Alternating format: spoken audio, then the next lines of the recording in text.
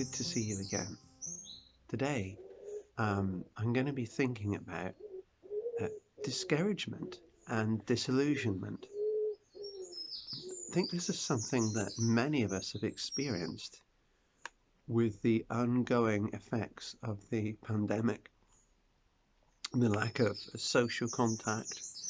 I think in a church situation where it's been really difficult to meet, but also missing our families and so on. And I know things are steadily getting back to normal, but it's sort of been a long time, hasn't it? I know many people have struggled with discouragement, disillusionment, and I don't know about you, but the weather hasn't helped recently, is it? You know, the rain and the thunderstorms and just misery doesn't help us. Sometimes we need a little bit of sunlight to cheer us up. Anyway, recently at work, I had to install a new water pipe, and it was in a garden, and there was no way, or it would be extremely difficult to get a mechanical digger into the garden. So therefore, we had to dig a trench, and at one end, the trench had to be 5 feet deep. Now, my dad taught me when I was young how to dig deep trenches. And basically, you've got to make sure when you start it's wide enough, and you've got to make sure it's long enough so that when you actually go down to that depth, you've got steps to get down.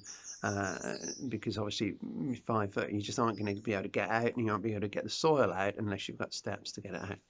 So anyway, dug the trench, got down to 5 feet, and then to connect the water pipe, I had to go at 5 foot level over 2 foot under a wall to connect it up. Well, and under that wall you'd find the pipe, the existing pipe. Well, it started off all right, but as you get further into this little, as it were, tunnel, it was getting more and more difficult. And the tools that I was able to use was getting smaller and smaller, and the amount that's coming out was smaller and smaller. And using a light, using hand tools, and the last bit, lying in the trench, face down, reaching in, trying to dig this little tunnel out. And you start to feel every ache in your body, and you start to feel you don't want to be there. And so what I found is the important thing was to keep coming up for air, have a rest, and talk to my work colleagues. There was 2 of them there, and would they encourage me? Well, it's difficult, you see, because we didn't quite know where the pipe was. You don't know how far you're going to go. You don't know how difficult, whether you're going to achieve this. And so all I could do is say, well, I'm getting a bit closer. And I know one of them said to me, well, do you want to leave it for today and then come back to it tomorrow? I said, no, I need to persevere. I won't be able to face this tomorrow. But just chatting it through, just saying helps you to go back. So go back, dig a bit more, and then feel uncomfortable, come out, and I got to a point where I thought, oh, I think I'll give this up. So I'll give it just one more. Do you know? I went another inch, maybe, no more. Found the pipe. I was that close to giving up, and I was that close to the pipe. Well, I haven't found the pipe, and then took another hour to expose it enough to be able to connect a new one up. But that gave me, of course, the incentive to keep going, the second wind, as it were, to keep going. And, I think so often in life it gets like that. We get to a point where we've tried and tried, and we just want to give up. And one of the important things in life is to sometimes take a break. It's not giving up. It's just taking a breather, stopping, talking to someone. I'm going to read from Galatians chapter 6, and I think this might well help us as we're looking at this subject. Brothers and sisters, if any one of you is caught in sin, you who live by the Spirit should restore that person gently. But watch yourselves, so you also may be tempted. Carry each other's burdens. In this way, you will fulfill the law of Christ. If anyone thinks they are something when they are not, they deceive themselves. Each one should test their own actions. Then they can take pride in themselves alone, without comparing themselves with someone else. For each one should carry his own load. Nevertheless, the one who receives instruction in the word should share all good things with his instructor. Two things here. First of all, it says carry each other's burdens, and then later on it says carry your own load.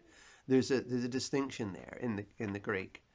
The burden that it speaks about in the first passage is a load that is too heavy for one to carry.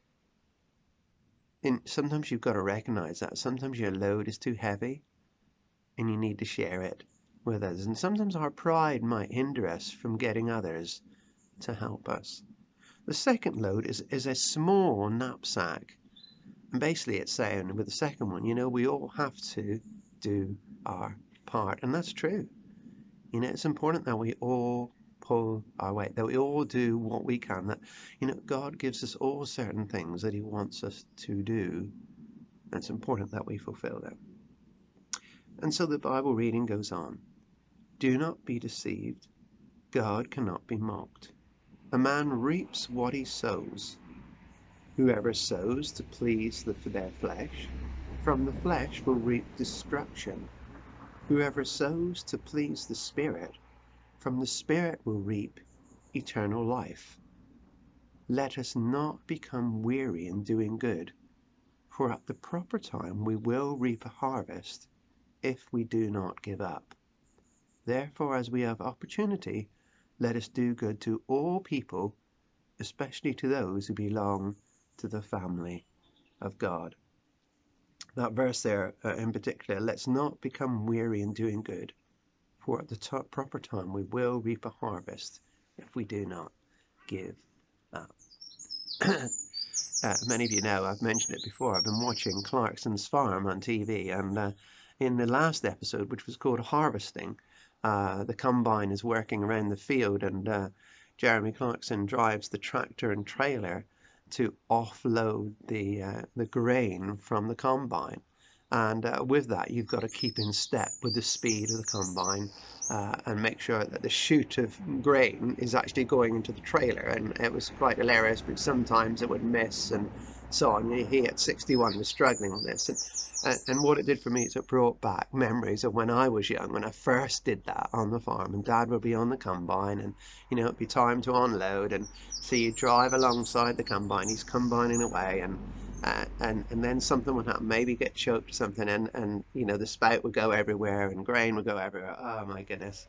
But as a youngster I soon learned about that. But why I'm bringing up harvest is that when a farmer is harvesting, and I've been there and done this, particularly if you know the weather is going to break, you just keep on going. You don't worry about tiredness.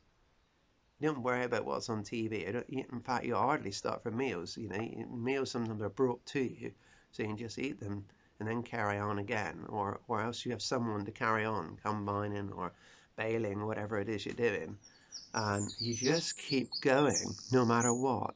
You push through all the pain barriers because you know the weather's going to break, and you need to get the harvest in. And so even if you feel like giving up, you don't. And even on a year when the weather is catchy, when it's damp all the time, you're all the time waiting for that moment when it's dry enough to continue the harvest. And so we can learn from this in our Christian lives. We feel like giving up so often. We feel discouraged or disillusioned. Well, like I said, there might be a point of taking a break, not giving up, taking a break from it, taking a rest, spending a little bit of time just relaxing. And then, within that relaxed time, talk to Jesus. Does Jesus understand? Well, actually he does. He experienced disillusionment. He experiences despondency, particularly with his disciples. Remember once he fed the 5,000, one of the most famous miracles that he did. The day after, the disciples were with Jesus in the boat going across the lake, and they were talking to one another. Who's brought lunch?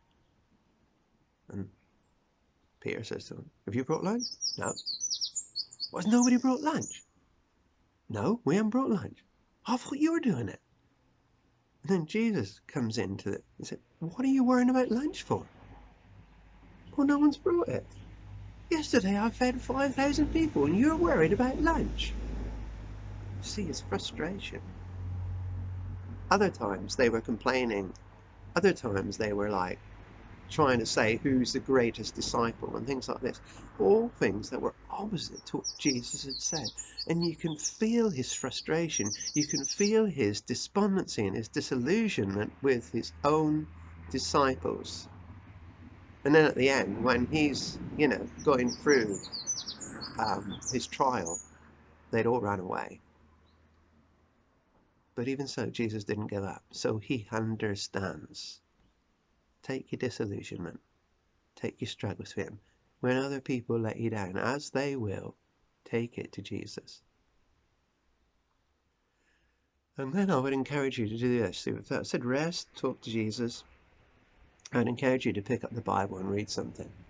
Read a little bit of perhaps the story of Jesus from the Gospels.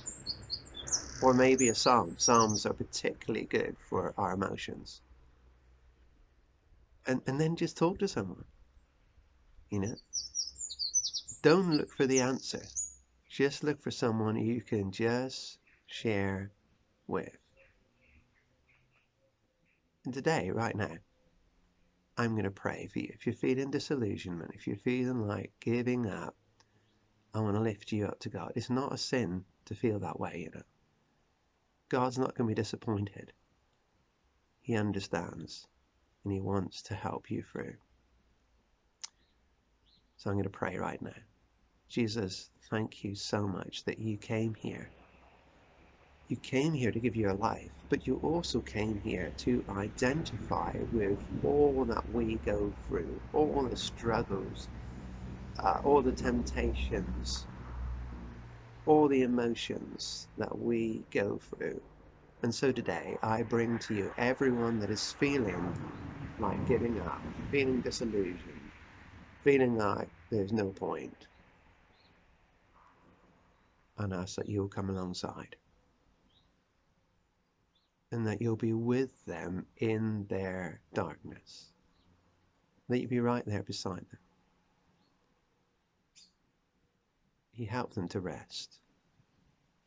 You help them to get in contact with you. And then you'll give them just that enough strength to go again.